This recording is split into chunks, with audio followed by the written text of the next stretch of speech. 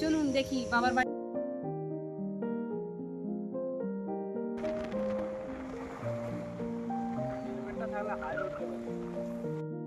নমস্কার, আপনারা সবাই কেমন আছেন?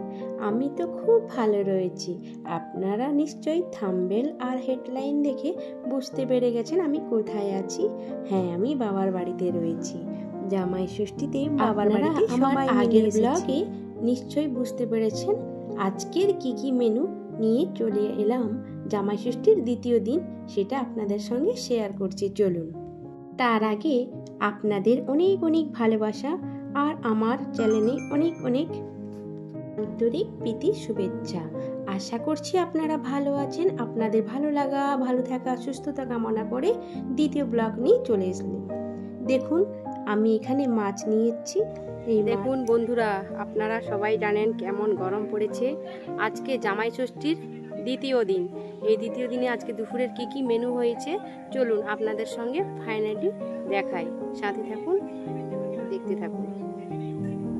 একদমই ভালো লাগছে না, প্রচণ্ড গরম। দেখুন, আমি ভাবছিলাম বাবার বাড়িতে এসে একটু শাড়ি টাড়ি পরবো। ওরে বাবা, যা গরম, ভীষণ গরম। আপনারা সাবধানে থাকবেন, প্রচুর জল খাবেন।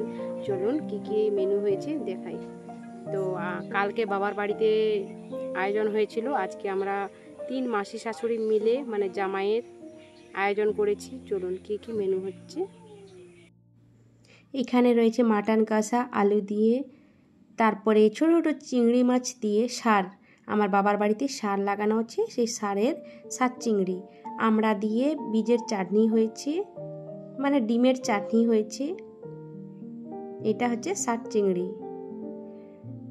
আর কাতলা মাছ দিয়ে একটু টক ঝাল হয়েছে। এইটা হচ্ছে আমরা দিয়ে ডিমের চাটনি।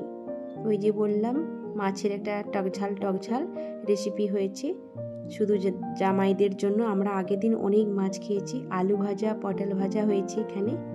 আর এটা আর একটা টক হয়েছে আমসটা দিয়ে। ওই কচু শাক রয়েছে, কচু শাকের টক হয়েছে। আমি তো ওটা দিয়ে খুব মজা করে খেয়েছি, বাট মাটন হয়তো অতটা খায় না।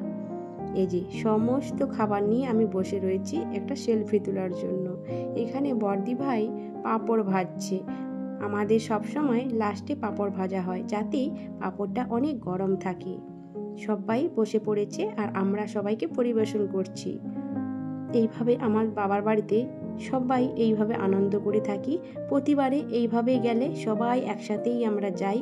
তো খুবই কম যাওয়া হয়, তো গেলে আমরা সবাই মিলে যাই। সবাই খেতে বসেছে। অনেকজন, তাই সবাই বলেছে থালাতে ভাত খাবো না, আমরা পাতাতে ভাত খাবো। কলা পাতাতে খাওয়ার চেষ্টা করেছিল, অনেকেই বলেছিল, বাট কলা পাতা সেরকমটা নেই। বাতাস দিচ্ছিল তো কলা পাতাগুলো কেটে গেছে। আমার ছেলে খেতে বসেছে, অবশেষে আমিও খেতে বসেছি। জানেন আজকের দিনটা প্রচুর গরম। সেই জন্য আমার মেয়ে আর জামাই আর থাকলো না, ওরা বাড়ি চলে যাচ্ছে। আর আমরা একটা জায়গা বেড়াতে যাব বলে সবাই মিলে প্ল্যান করলাম, বাট হলো না, কারণ এত গরম। সেই জন্য কেউ রাজি আর হলাম না। অবশেষে আমার মেয়ে জামাই রওনা দিচ্ছে বাড়ি। এই যে আমি এই শাড়িটা দিয়েছি আমার মেয়েকে। আমার মেয়ে এই শাড়ি আর এই ব্লাউজটা পরে বাড়ি যাচ্ছে।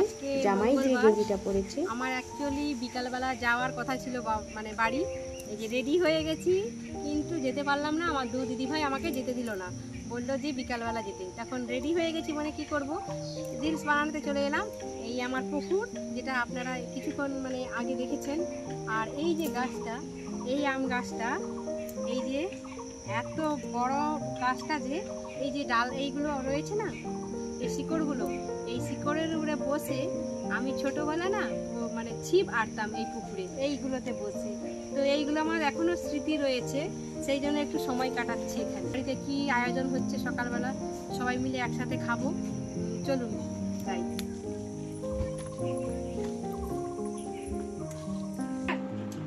মশলা মুড়ি খাচ্ছি শসা দিয়ে। তারপরে সবাই মিলে মাছ মুলা দিয়ে মানে মাছকে মাখাবো, সেই মাছ মাখানো দিয়ে সবাই পান্তা ভাত খাবো। কালকে রাতে মাটন হয়েছিল, দুপুরে ভালো খাওয়া হয়নি। আর বস এবার আমার বাড়ি আসার পালে। আমার জামাই লাস্টে যে দইটা এনেছিল সেই দই রয়েছিল, সবাই মিলে আমরা দই খাচ্ছি এখানে। আমিও 1-2 চামচ খেয়ে নিলাম। মা বলছে তোরা চলে গেলে বাড়ি দই কি হবে বল, তাই তোদেরকে একটু করে দিয়ে দেই। সবাই মিলে আমরা ওখানে দই খাচ্ছিলাম।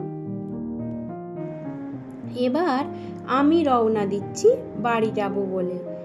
আর জানেন প্রচণ্ড গরম আজকে, প্রচণ্ড গরম। তারপরে একটু ঘুমিয়েছিলাম, ঘুম থেকে উঠে দেখলাম প্রচণ্ড মেঘ উঠেছে আর বাজ পড়ছে। কিন্তু কিছু করার নেই, ছেলের টিউশন রয়েছে, সেই জন্য বাড়ি যেতেই হবে। দিদির ছেলে আনতে গিয়েছিল, আবার দিদির ছেলে আমাকে বাড়িতে দিয়ে আসবে, আর 2 দিন আমার বাড়িতে থাকবে।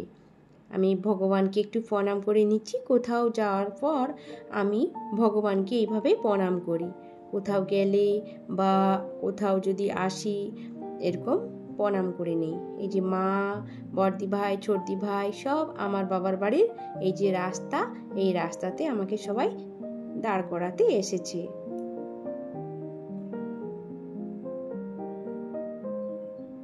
স্কুটিটা নিয়ে এসেছি, ভাবলাম যে যাওয়ার সময় আমি একা চলে যাব, কিন্তু আমাকে ছাড়লো না।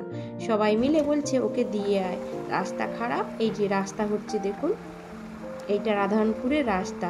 এই রাস্তাটা শুরু হয়েছে, এই রাস্তাটা প্রচুর খারাপ ছিল জানেন, রাস্তাটা হয়েছে। আর দেখুন মেঘ উঠেছে, দেখুন কত প্রচণ্ড মেঘ উঠেছে, আর বিদ্যুৎ চমকাচ্ছিল।